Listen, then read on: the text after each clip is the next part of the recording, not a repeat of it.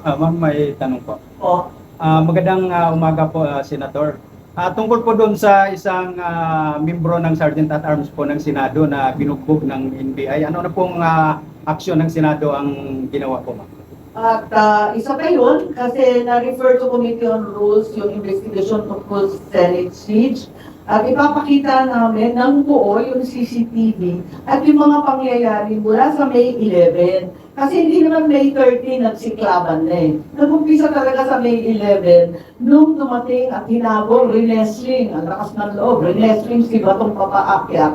At duguan siyang dumating sa plenaryo. Dugo-dugo yung kamay ni Bato, isipin mo. Pagkatapos noon, si Terence Lim, yung isang usaan namin, hinahawi lang sila na magpapasok dahil ang Senado, katulad ng Congress, ng Malacanang, may sariling security yan. Hindi basta papasok, miski police, miski marines, miski sino, hindi pwedeng papasok dyan kung walang pahintulot. Kaya tinatanong niya, Sir, wala naman tayong abiso niyan. Huwag muna kayo papasok, tanungin muna ninyo. Hinawi-hawi niya, kinuyog siya ng todo, kitang-kita naman sa video, nakadapa na yung tao, pinagsisisipa pa rin, binubugbog pa rin, tapos hinatak pa sa loob ng kanilang van. Milagro nga, nakatakas eh. Pero napilitan kami, padala sa ospital, kasi sugatan naman at talagang bugbog sarado. Maraming salamat po. May tanong dito, Senator from Lila, Pilipina, ang NGO helping comfort women victims. Sabi nila, may we submit a question for Senator Amy Marcos. President Marcos is now in Japan for a state visit. As chair of the Senate Foreign Relations Committee, do you support or do you, what is your reaction to the call of Lila Pilipina NGO for President Marcos to convey to the Japanese government their demand for apology and reparation for the Filipino comfort women victims as well as historical inclusion? Well, dalawang bahagi yan. Unang-una, sang-ayon ako na kinakailangan kilalanin yung hirap at sakit ng ating mga Pilipinang ginamit bilang comfort women noong nakaraang ikalawang digmaan. Sigurado ako na nagkahiring kami dyan at narinig namin ang karamihan. Marami sa kanila patay na, di ba? Tapos ilang lola na lang ang natitira. Kailangan talaga bigyan sila ng ginhawa. Pero sa kabila nun, marami rin pagkukulang dun sa pagtutuos ng UN. Marami rin pagkukulang at hindi na ibibigay ng Philippine government bilang tulong sa mga sinasabing comfort women. So, sa kabila ng pagkilala, pag-apologize ng Japanese government na tika-tikatang hindi nilang ginagawa, sa kabila nun, sana sagutin na rin ng Philippine government ang utang nila sa ating mga lola na inapi nung nakaraang ikalawang gera mundial. Thank you. May tanong naman dito, how Marami is... yun eh. Yes. May mga scholarship para sa mga apo, mga restoration, bahay, mga Yes. tulong sa medical. Lahat yun sagot ng Pilipinas, tapos hindi naman Hindi pa ginawa. na-ibigay. May UN resolution yata. Yes, that's right. Tapos Okay. nagkasundo at ito ang gagawin natin, ito yung gagawin ng kabila. Yun nga, hindi pa na isasatupad, maski yung side natin. Thank you.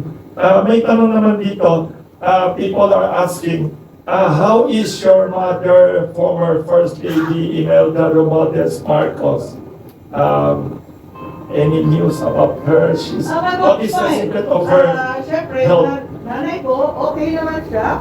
Pero, magna 97 years old na yan sa July. Ang tanda niya eh. Wow. Kaya, eto nga, iniiwasan nga namin na sana hindi na niya nalalaman yung kaguluhan sa politika, lalo na hindi ako sang-ayon sa napakaraming polisiya ng administrasyon ng aking kapatid. Siyempre, ayaw na namin na malaman pa niya, pero may kutob yun eh. Dahil sa amin lahat, kesa sa tatay ko pa, siya yung politiko talaga. At masama ang pakiramdam niya, sabi niya, hindi maganda ang kalagayan ng bansa, maraming nagkikirap, ang daming dumadaing sa akin. Alam niya at higit pa sa lahat, pinapagalitan ko na nga yung mga yaya niya. Sabi ko, huwag na ninyo pakita yung mga balibalita na ang upset lang siya. Eh, ang problema, ang dulong-dulong nun, marunong magbukas ng YouTube, nanonood ng lahat ng balita. So alam niya. Sobrang updated at abala siya sa kalagayan ng ating bansa. Tulad ng ama ko, talagang tinututukan niya, magkano na ba yung bigas, masyadong mahal, at ang gasolina, paano kayo nagsasaka sa probinsya, kasi probinsyana naman yun, lalo yung mga isda na hindi na nagpapalaot ng ilang buwan. Senator, follow up na rin po sa question na yun. Opo. Kasi kayo po ay very vocal sa mga pagpo-post sa mga sa administrasyon PBBM.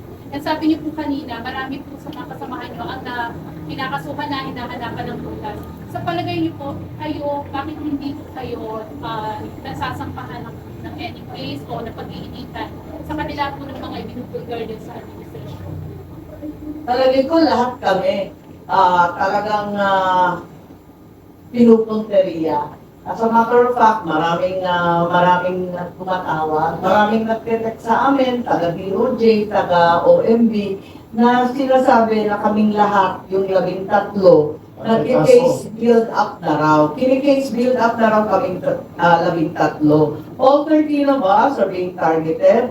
There is an ongoing effort to build up cases against the present Senate majority. Whether this is true or not, I certainly pray that this persecution, if that is what it will be, will not proceed. Hindi naman maganda ito, lalo tinaharap natin ang napakatinding emergency. Thank you. Sorry kasi Senator has to leave for a lunch appointment. We have maybe last message from the Senator. And ma'am, you have to have a part 2. Ang daming tanong ng mga media. They're very eager to listen to your thoughts. You have a closing statement to the public. Maybe tips sa mga tao naghihirap ngayon. Paano tayo mag-survive sa crisis na gulo sa politika, toxic politics, tapos may ilang crisis na hindi matapos. Any advice or any closing statement mo? Yes, ang pagkukuble ng flood control masterminds, ang pagpupursige ng impeachment sa mga inaakalang kalaban, ang paghahain ng term extension at Noel, lahat ito hindi sagot sa kahirapan ng pangkaraniwang Pilipino. Sana matutukan na natin ang tunay na trabaho natin na solusyonan at maibsan ang hirap na dinudulot ng Iran war at ng iba't iba pang problema. Napakadaming problema, huwag naman mauwi sa drama. At lagi na lang kaming tinuturo na ibinaon daw namin ang dangal ng Senado. Hindi totoo yan.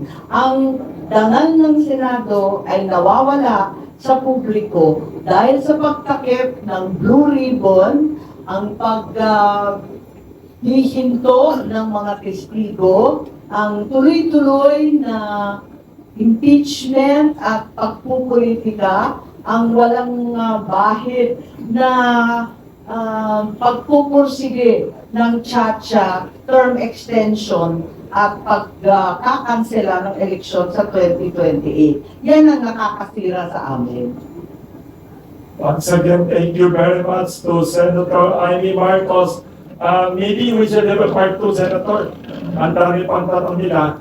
Maraming salamat again to the very fearless and very frank Senator Amy Marcos. Ma'am, whether you are presidential candidate, vice presidential candidate, or movie actress or celebrity,